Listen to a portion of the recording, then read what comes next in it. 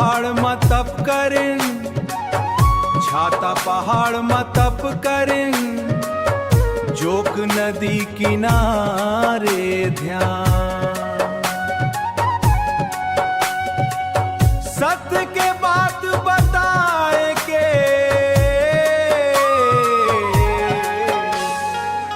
बदल दीन जग के पहचान।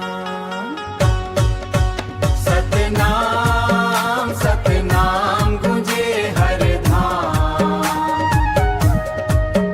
गुरु बाबा के नाम ले मिलते मन लाया राम। सतनाम सत सच्चा है ये यचना, अंधियार मिटाए के भर दे उजियार तमाम।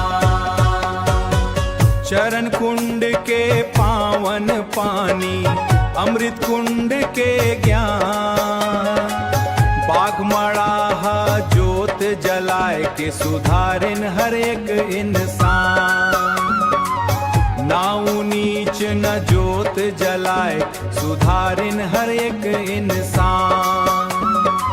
न ऊंच नीच न भेद भाव, सब बोला एक बताए।